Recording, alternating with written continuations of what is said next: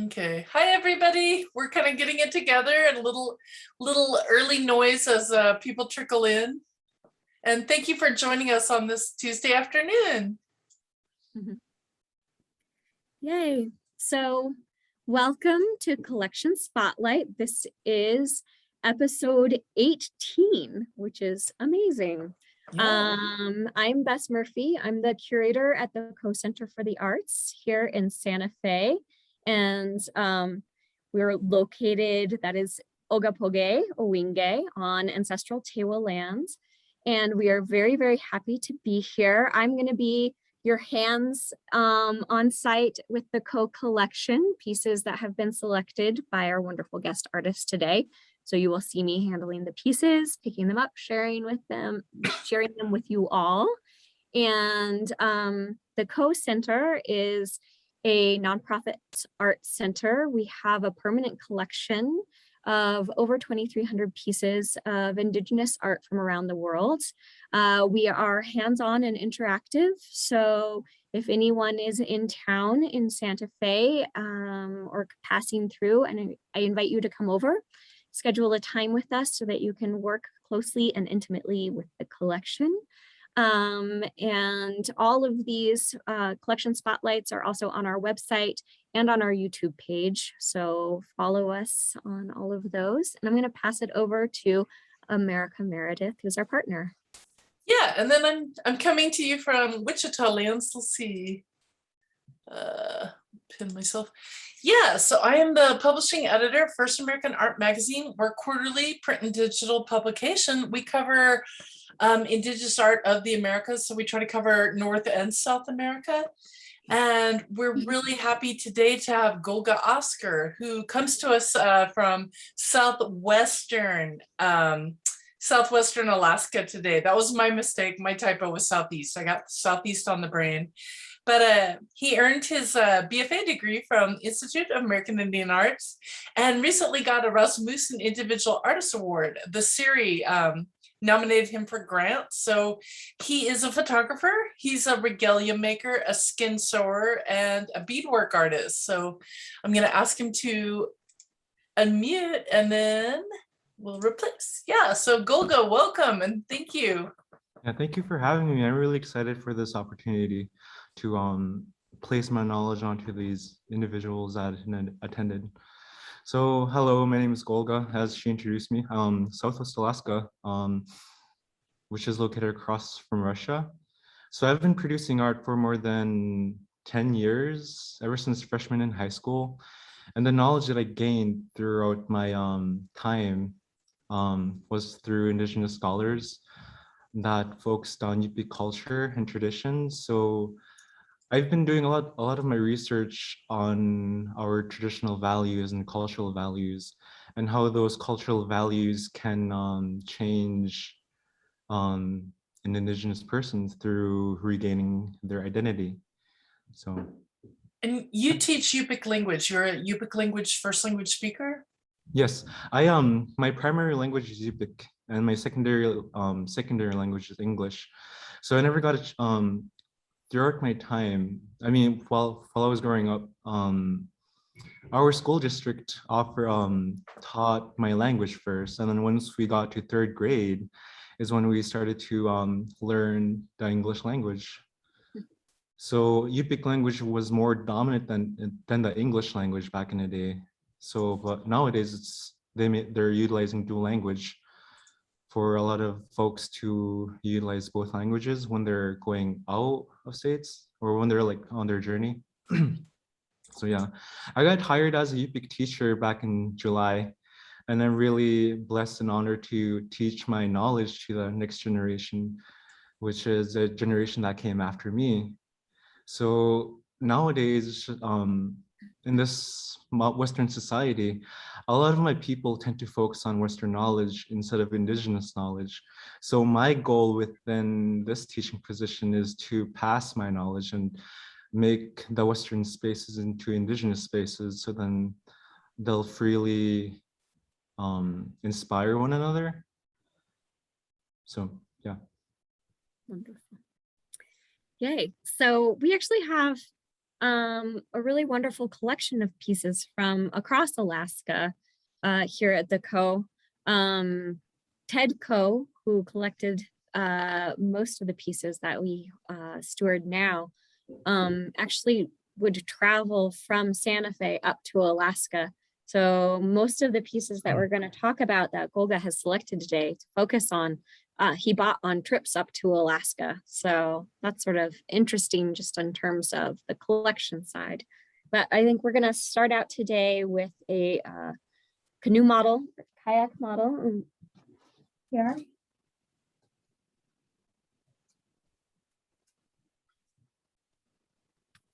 Should I start? Yeah. So this kayaks in particular, are the quick question, are the screens split or Yes, they yeah. are. Okay. Would you prefer to focus in? yeah, I would focus on the kayak first. Sure. All good? I think it's working. I don't know. My screens are just showing up. Oh no, it's just you. And would you Me. would you guys care to share what materials this kayak is made from? The model? Sure. So the kayak was traditionally used back in the day before automobiles started to come upon, before European contact. And traditionally they were made out of sealskin, bearded raw sealskin hide. And the way that they would process it is through, they would age the skin first. And after they age the skin, once the fur starts to fall off, they'll take the fur off and then stretch it onto plywood. And after they stretch on the plywood, they would partially dry it. And after it's partially dried, they would start they would sew it onto the model, kayak model, the frame. So the sewing has to be waterproof. How did they do that? So I recently learned this a few months ago of how they make waterproof objects. The technique is the stitching technique they use is a running stitch, and in between those running stitch, they would add beach grass to cover those stitch holes, so then water wouldn't go in. That's amazing that would work. Yeah. Back in the day, they used to have many designs on the sides that would represent animal designs. Before European contact, many of my people used to use clans, animal clans. So then each family had one animal design that they would incorporate onto their kayak. And everywhere they travel throughout this southwest region, if one person travels to another village and if they recognize that design, they would say that they would be relatives even though they don't know how the generation goes. I mean, they don't know how the family tree is. So But they're clan relatives. yeah, clan relatives. Yeah. So they'd have a place in a different society. Yeah. When they travel. Are those harpoons? Is that one harpoon in front? Oh yeah, that's a harpoon. So that harpoon is, I think they utilize caribou antler. Oh. If not, it might be walrus ivory. But the wood that they the color is red ochre. Red ochre was used in various objects throughout the epic art forms. So the red ochre symbolizes our indigenous blood, along with red ochre pigment. Red ochre. Red ochre. The pigment was mainly found throughout the Nelson Island. And one interesting thing about red ochre is that when people try search for it out in the Nelson Island, it will only appear to those that will show. I mean, it'll show itself to those who was going to use in a special form. Yeah. And there's a story behind it, how that red ochre became to be. I recently learned this like last year from my brother-in-law's father. He told a story of a raven and her daughter. So it has to do with yaktak, meaning how do you pronounce that term when women are going through their ministry? You could say monthly time Yeah, if monthly you want to time. be discreet, but you could say menstruation. Yeah, menstruation. Anyways, that the raven would tell her daughter to sit on the land every time when she would go through that, and that's how the red workers became to be. I know that majority of the native cultures believe in that woman. When a woman goes through that, she's going through a powerful time, through her powerful cycle. Wonderful. So in this, oh, go ahead, sorry. America. No. I was just curious about the opening in the front. Would that be found in a full-size canoe? Yeah. So some people range their range in size. So each person would have each person would have a different size, and the reason why it's different is because so that when they're kayaking, they'll tie their coat onto the outer part. So then if they ever tip, that kayak wouldn't tip with them or wouldn't drown with them. Oh, good.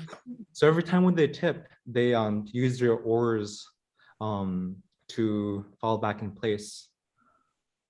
So, yeah, and the coat that they used to use back in the day is seal gut raincoat, and that seal gut raincoat is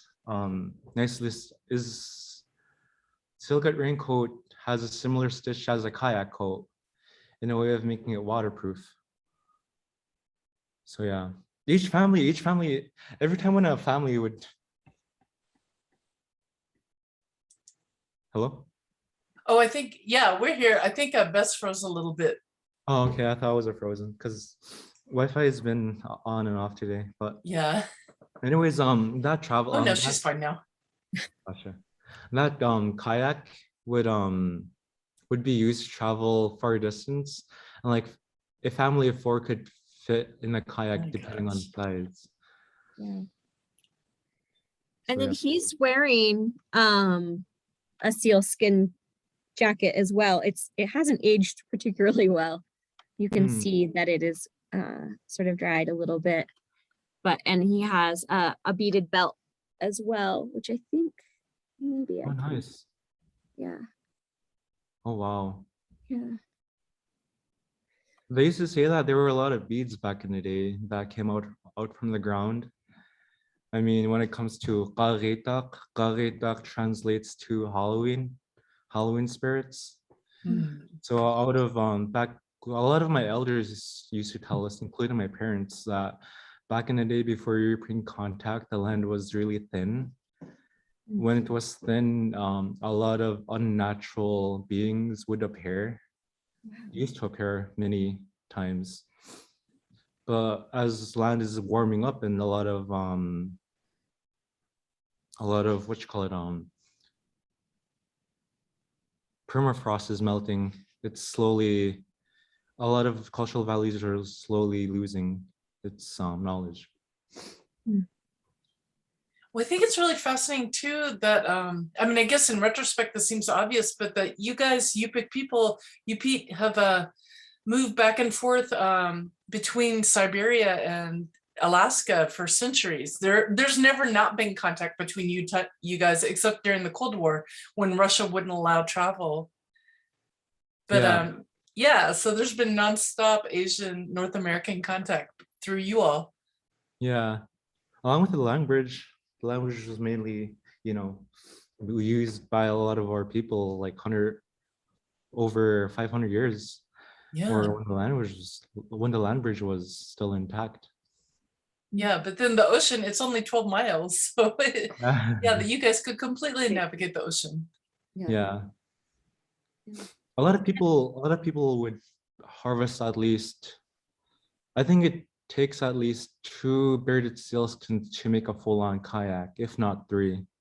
Those are big They're pretty seals. huge. They're like over 5 foot, 6 foot actually. And they weigh over at least 300. One thing that I learned throughout my while I was teaching a class is there are 8 up to 10 different bearded seal names out in the ocean. And each has to do with a mythical creature. That's amazing. So these are typically bearded seals. Yeah, bearded seals, maklat, or each region has their own way of naming and dialect. So in my region, the Gulmik region, my mom's region, they would call it a maklak. But in my dad's region, it has a few different names. There's Dununkok, Amikkak, and I forgot which one was the last one. But yeah. It'll come to you. So the models like this, aside from being sold to collectors like Ted, Mhm. do people have them in their homes? Like, No, is it- not nowadays. not A lot of- nowadays. Yeah. So my going back from the start, my people were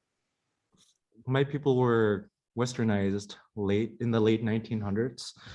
So majority of my people no, we have our language intact, but we also have some of our culture intact, but not most of it compared to the lower 48 Native Americans. So for me, I'm slowly revitalizing this knowledge and trying to indigenize this space, this Western atmosphere to the next generation for them to use and normalize throughout their lifetime.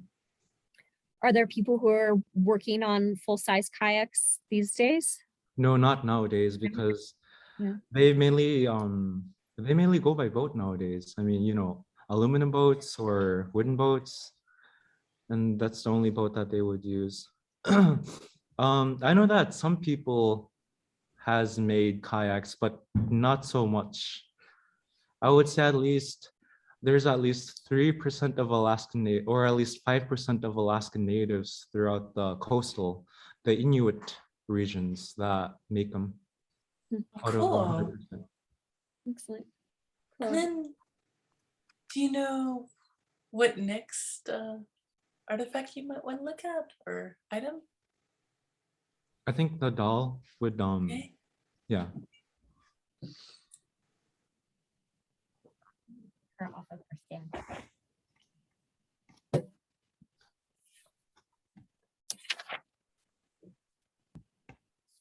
When does this date from, Bez? So this is relatively recent. It's from, well, I always say that and then I'm like, gosh, I'm really making myself sound old. This is from around 1975. Yesterday. Yeah, exactly. And That's, so, that's a really pretty doll. oh, I love this doll. She's beautiful. The So face, she was made by Neva Rivers. Cool. the face seems like it's made out of some kind of bone, It's whalebone. whale bone. With that texture, yeah. That's amazing. I love the texture of it in the middle, and the Yeah. eyes. Yeah, and if I can get a good angle, you can see she has beads for her eyes and also for her teeth, which is really, Oh, wow. Do you know what colors she utilized throughout her doll? what colors? Uh-huh. Like what kind of pigments she would have used. Actually, you know what? More like the beads. The bead beads. color. So the bead colors are red. Yeah, that color isn't reading very well. Red, white, green, and blue. Oh. And then down here, there's white and red, and that's actually a pretty bright, vibrant yellow. Oh, okay. So one thing that I learned throughout my culture, and this was so recent, early this year, is that the Yupik primary colors are red, black, white, and blue. And those colors were mainly used throughout the cultural art, especially when it came to mask making, and along with parka designs. So red represents our indigenous blood, ancestral blood. Blue represents water and happiness. Black represents nighttime, and white represents daytime. So those are the four primary colors we mainly utilize throughout our artwork. Do these colors also have directionals like other tribes have? Um, Interesting. Yeah. Not really. Okay. Oh, I'm frozen Um, again. No, you're fine. You're moving. Well, you were. It'll snap back. What Sorry, type I of don't know fur why is our internet this? is so our internet's um, terrible today here. Yeah, sorry. I guess the fur that she lays are rabbit and beaver, and the beavers are danglings, hanging ones. So do you know how many dangles that she incorporated onto the parka? Let me see if I can count. 1, 2, 3, 4. There's 6 on each side. Oh, okay. I guess so 6 on each side. Yeah, 6, Oh, okay. 6. I thought Yeah. she would incorporate some traditional Yupik numbers. I Yeah. was curious about that, but the Yupik number. Oh no, now he's frozen. Now he's frozen. Oh no, no. internet. What type of feathers are those? We'll have to see if he know. I mean, really what we have, actually, we don't even have feathers listed on. Okay.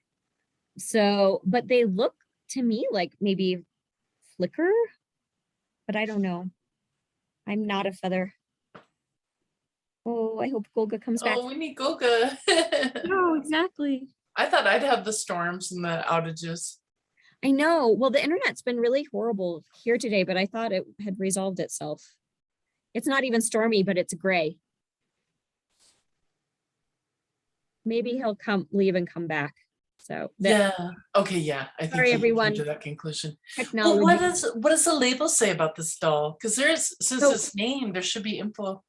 Yeah, we actually originally have very little information on this, other than it was made around 1975 by Neva Rivers. She's from Hooper. She was from Hooper Bay, Alaska. But there's really wonderful resources actually on her online. There's some great footage of her from like Alaska Public Television. Yay! Welcome back, Golga. Right, I lost my Wi-Fi for a minute. You're not alone. So what Gosh. kind of, do you know what kind of feathers these might be?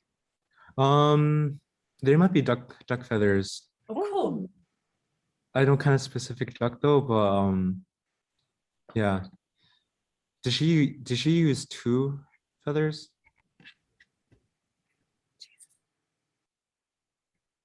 Now it's Bessa's turn to freeze. Oh, sorry. How many feathers did she use? I can hear you. Oh, sorry. You can hold up a hand. Jeez Louise. But it is 2 feathers in each hand, right? Yes. Oh. Cool. Oh yeah, so going back to the numbers, the Yupik primary numbers are 3, 4, 5, and 7. So the number 3 represents the Yupik spirit, positive and the negative. And then the 4 represents the four directions, north, east, south, and west. And then 5 represents 5 fingers. And then 7 would represent the number 3 and 4 combined, which is the Yupik spirits, positive, negative, and along with the 4 directions, making a powerful 7. So that's one of the those are the numbers that we mainly utilize for the dangling parts on our parka. Yeah. A lot of people used to use rabbit fur as their clothing. I mean, in a way of like the outer part. I have a question for you, Golga, because on our record, can you hear me? Okay, good. I'm not totally frozen. I'm like, oh gosh, where am I? On our records, we have listed seal fur and reindeer fur, but I don't know if that's accurate at all because, sometimes our records are inaccurate. Can I see their boots? Yeah. So I think those are seal fur. Yeah. I think Oh. those soles right there are Yeah. made out of bearded sealskin, similar with kayak Wow. Okay. material. Yeah. So bearded sealskin, going back to the bearded sealskin, we mainly use for a variety of clothing. One, it can be used for mukluk boot soles. 2, it can be used for the mukluk body parts for a waterproof boots. And 3, the kayak. A lot of a lot of women would crimp their soles with little ulus. Mhm. And it's really challenging. Nowadays, a lot of people forgot to a lot of people are slowly forgetting how to crimp. Mhm. Huh. So it's slowly dying out, but I'm hoping to pass that tradition on this next generation. I'll show you this side, which has like the darker spot on it. Oh yeah, and those Mhm. boots are made out of I'm pretty sure she used calf skin, On this like part, cow. Yeah, oh, Okay. or it interesting. might be reindeer. It's very soft. I feel like it's softer maybe than cow. Is reindeer Hmm, softer than cow? I I've think never, so. Oh yeah. yeah, it's more of calf skin is being mainly used nowadays because it's more of an accessible material other than reindeer caribou. Yeah. There used to be a lot of caribous that would be all in like white with like black, black dots, similar to a cow. But nowadays they're hardly seen Huh. because their fur color is changing. That's interesting. Is that just like adapting to the climate change? Yeah, the climate change. Yeah, amazing. A lot of people used to have fancy parkas back in the day, but nowadays it's just simple, along Yeah. with simple designs and simple danglings and rough. Are you gonna bring back the fancy parkas? Yeah. So one of the grants that I got selected to the Rasmussen Foundation is I'm gonna produce a fancy parka. Oh, cool. The name of the fancy park is Kasik. Kasik translates to an outer shell, like something with an outer shell. So I'm pretty excited on producing that parka. And then hopefully at the end of my project, I'm gonna have a solo exhibition, God willing, over at Anchorage Museum. So Very Cool. exciting. Well, I'll have to fly up. I know, yay, for sure. should we move on to the next Yeah. Sure, absolutely. is there anything sewing related?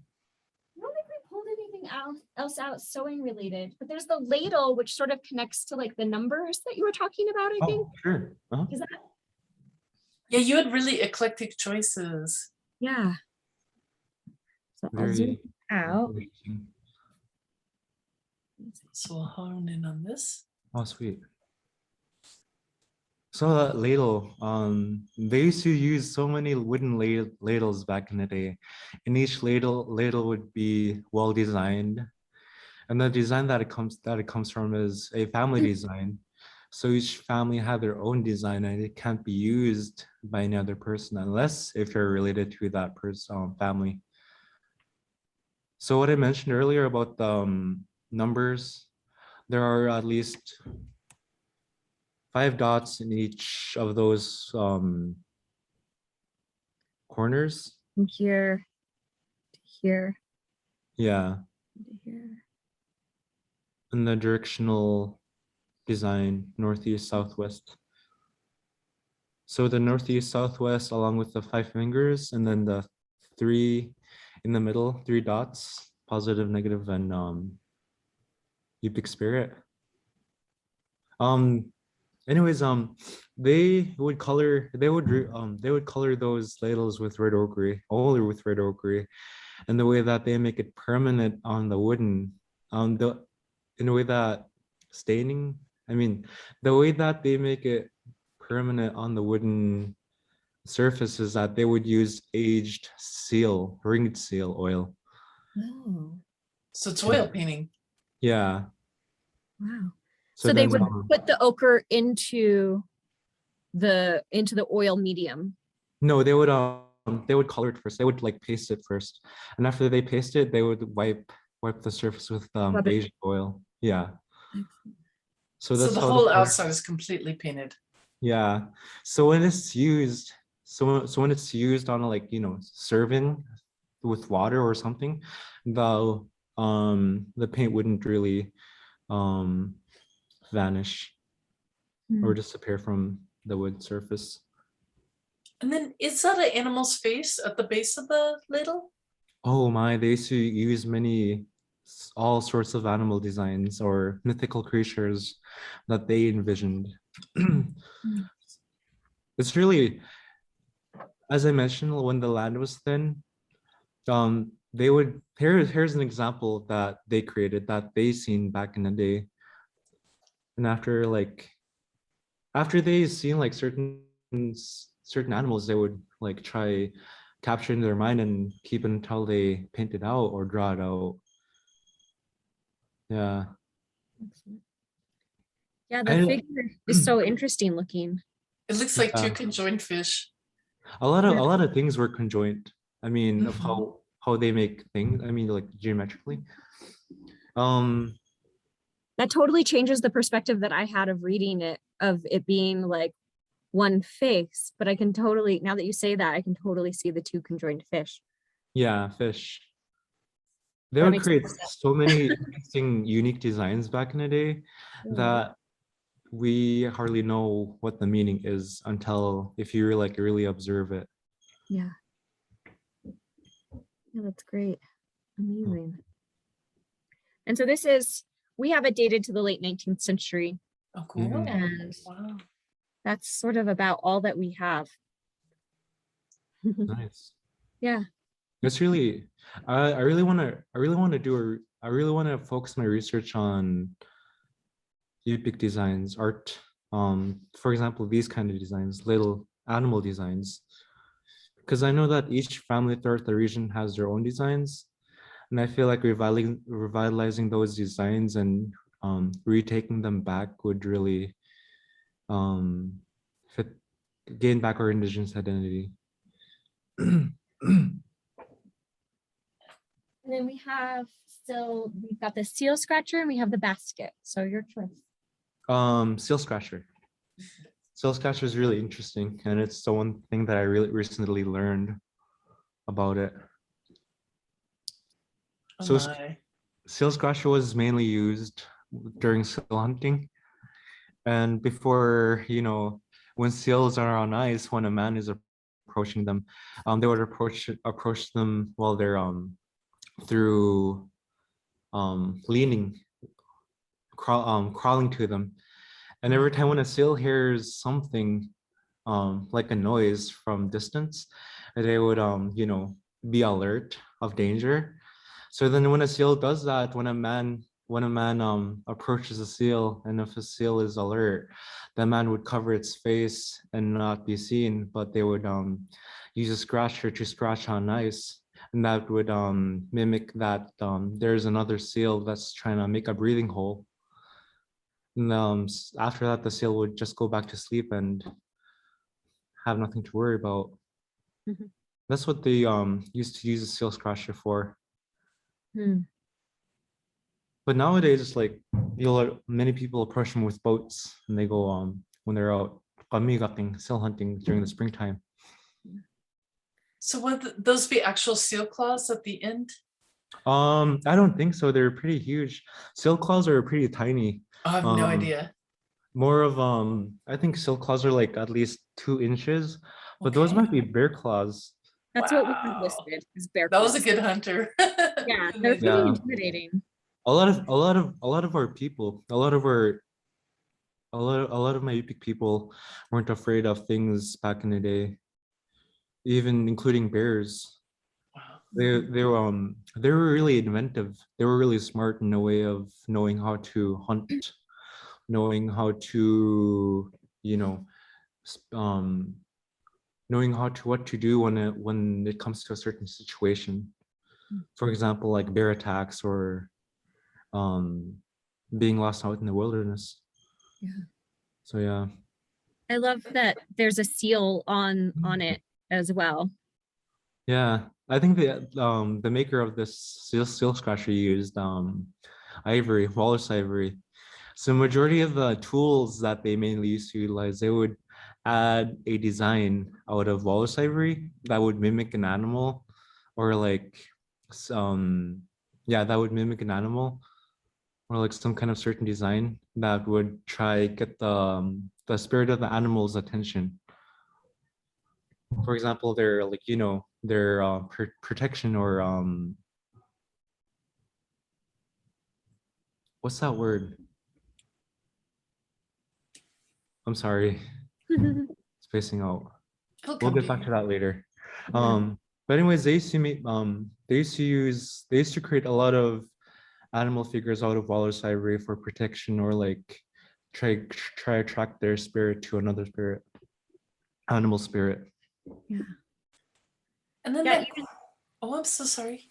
No, it's okay. You go, The America. cordage, is that a vegetable fiber or do you think it's sinew or? I think it's sinew. Okay, that seems logical. If not, yeah, it might be sinew. Because Because that would be more waterproof, huh? yeah, because the two materials that they mainly used to utilize for string was bearded seal rawhide, or sinew. Cool, you can see the twists. Mm-hmm. Yeah, it's very unique. A lot of Well, one of the interesting things that came up to me was of how my ancestors were so inventive with so many things, especially, how ivory is so hard to carve on. It takes so long to get the design you want. So sometimes I was questioning myself how they suited this and that. So yeah, I think, should we move on to an next? Yeah.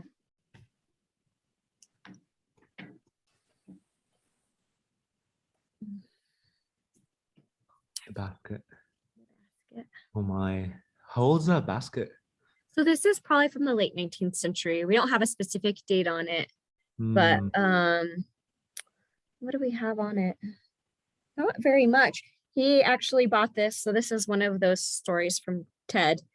He bought it, he says, for a few dollars at the native co-op on 2nd Avenue in Anchorage, Alaska.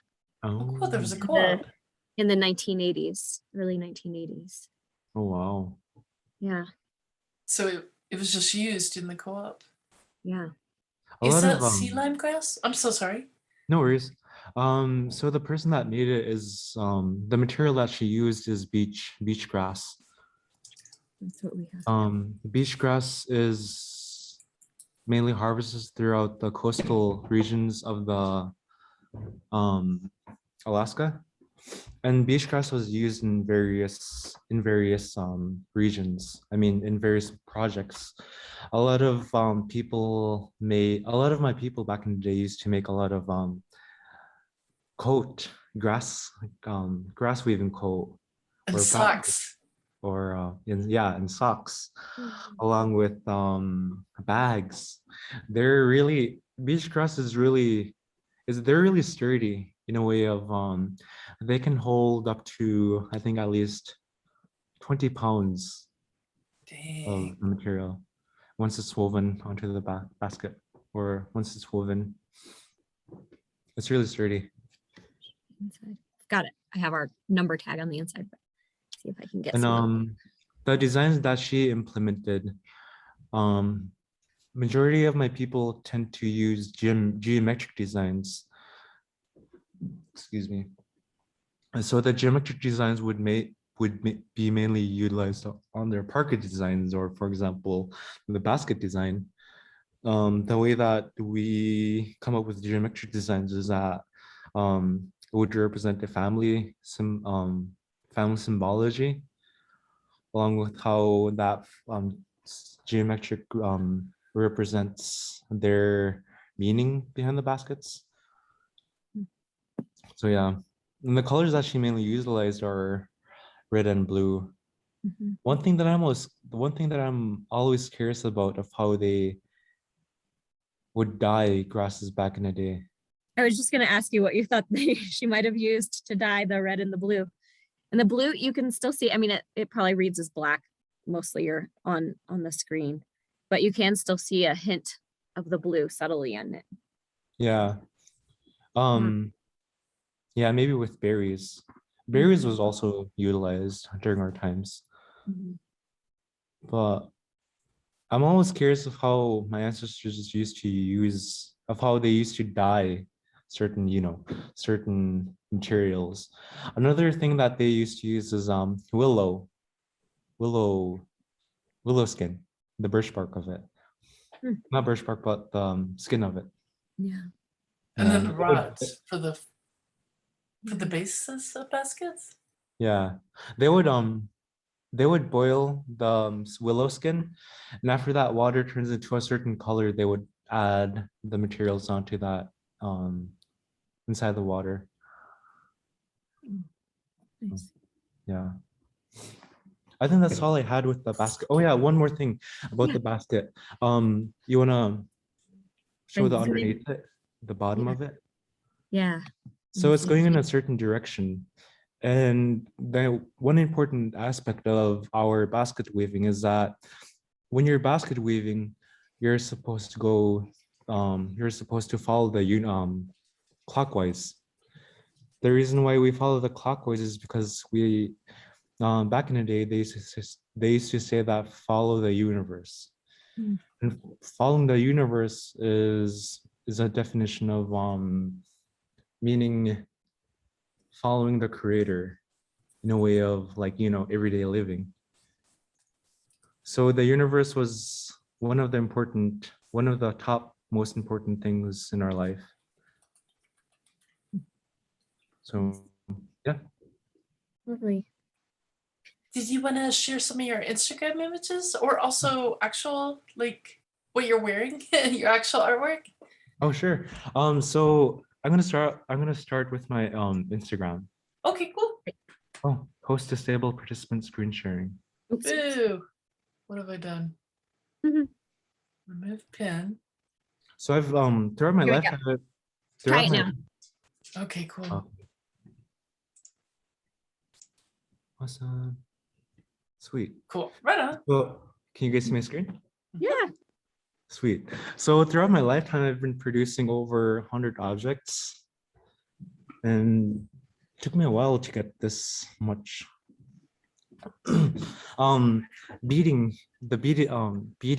Beading wise, I adopted the beading technique when I was at IAIA.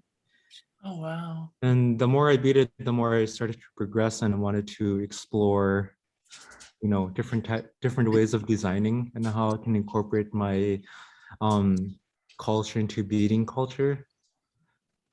So yeah, I recently started beading back in 2016 and started to progress over the years. And here are one of my mukluk examples. I mean, Oh my mukluk. gosh. Oh my gosh. Those are beautiful. You. Wow. I think it took Oh me my a God, week. those are amazing. Thank you. It took me a week and a half to complete them.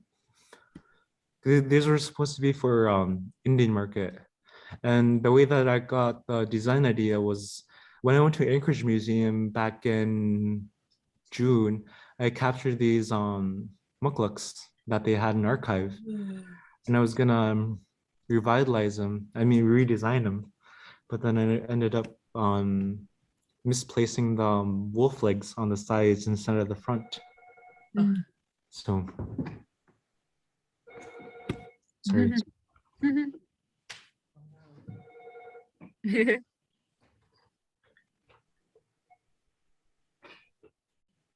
Those tops, those geometric tops are amazing. Oh, thank you. It seems like you would see them from so far away. Yeah. Yeah. Sorry, I had to cancel the phone.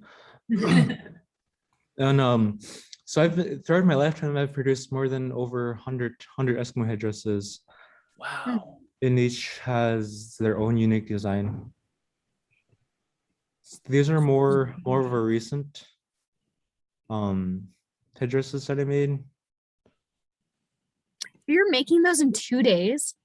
Yeah, That's so I've much never- beadwork. Yeah, it takes time. I mean, it's Do you really not fun. sleep? That's a lot of time. The more I progressed with headdresses, the more I started to finish them faster, finish them quicker. It's amazing. Yeah, And what's the thank fur you. on those? Wolf and beaver. So traditionally, wow. headdresses were mainly used during wedding ceremonies, but nowadays they're mainly used during our dances, Eskimo dancing, Yupik dancing. Love it. So it can either be worn by women or men. If it's worn by men, it's during certain special ceremonies such as Golga messenger stick dance. Mhm. So yeah, well, I've been progressing over hundreds of objects throughout my lifetime, just trying to explore my creativity and how my creativity can inspire those who are beginning in their art career. Love this work so much. Yeah, I'm also a photographer, but I haven't been really capturing lately. I haven't been capturing a lot of photos because the amount of work that I've been focusing on, along with both within my working field and art career. Wow. Which I'm going to try to explore within my art grant. And here's one of the parkas that I recently talked about the dalnuts. So this one was recent parka that I finished this year, and it took me at least 2 years to finish it. Because throughout those 2 years, it took me a while to gather materials. And this parka specifically, the reason why I made it, the reason why the design is like that is because I had a dream of an elder gifting me a parka, and then I had to remake it, like let it become alive. It was such an amazing journey. A lot of trials and errors, but overall it was great. Here are one of my examples of beaded / quilted design work. And this was the bead of a ribbon seal. You mentioned that one of your artworks is in the collection of the Museum of International Folk Art in Santa Fe. Mm-hmm. Yeah. Yeah. One thing about that, I'm gonna stop sharing. Mhm. One of my headdresses are in International Folk Art Museum that they recently bought last year. So I'm pretty sure that next year they're gonna have an opening that focuses on the Arctic or the Northwest territory or Northern Territory. So hopefully Maybe we they'll need to have get one of your parkas for that show too. maybe. Yeah. So they recently bought last year they bought a headdress for me, and now it's part of their collection. That's one of my first ever headdresses to give it to a collection, and it's such an honor to. I'm just crazy of where art leads you. Yeah. Yeah. Does anyone have any questions? Yeah, if you all would care to unmute yourselves, you're free to do so. Let's see. Yes. Now, if you want to ask directly, otherwise you can always put things into the chat as well. Wait, was this going for an hour? Yeah, We're Okay. we perfect. won't force it. Yeah. If people don't Did you have did you make the covering, the top that you're wearing? I don't know the word for it. Which one? I know. Yeah, did you make Oh, that? it's called kasbak. Yeah, I've Awesome. made it. I haven't really produced many of these because it's really challenging when it comes to the hood part or when it comes to like the sides, because I never really mastered it throughout my life or never really made it focused on it. Since sewing, beading, and fur working is my main focus throughout my art career, those are the two most things that I really enjoy doing. Well, if people don't have questions right away, will you show us the two pieces that are on the wall behind you that you made? Oh yeah, the two pieces that I Yeah. Oh wow. with me, part of my. So this first piece is piece that I made back in I think last year. That's called messenger stick, also known as gavagik in our language, and it would have 3 on each side to represent, the Yupik spirit, positive and the negative. And traditionally, they would use pin-tailed ducks from the ocean instead of this kind of feathers. The feathers that I used were eagle feathers because that was main feathers that I had access to. That's wild. Yeah, but nowadays it's really hard. It's really hard to gather pin-tailed ducks out in the ocean because, you know, climate change, which causes the ocean to, you know, to have storms and yeah. And the other piece that I made was a headdress piece, was more of an experiment. And this time I didn't add a bias tape around it nor the bottom, so I just like free-handed it. That was really interesting. It was really fun. Like I mentioned, it focused on UP colors, or blue, black, and white. And the feathers that I used were eagle feathers. My goal was to use swan feathers, but at that time, I didn't have access to swan feathers. But anyways, within this headdress, the reason why I produced this was because I really wanted to mimic what one of my followers made. His name is Tuna McIntyre. I really look up to him as as a epic artist because I find inspiration from him. He's really inspirational. He's one of the epic men that holds the knowledge of traditional epic culture along with epic tradition. So, yeah. If you search for his name on Google, he has produced so many beautiful garments. Oh, cool. Nice. Yeah. Fabulous. Hey. So I think that's all I had. Or do you guys have Okay. any? But people can find you through Instagram, so they could probably ask more questions there if they want, Gotcha. or contact Oh yeah, you. my Instagram name is Cookie92. I put it on the chat. And you said that was your nickname. Cookie's my nickname, Cookie? but my full name is Kukkalmuk.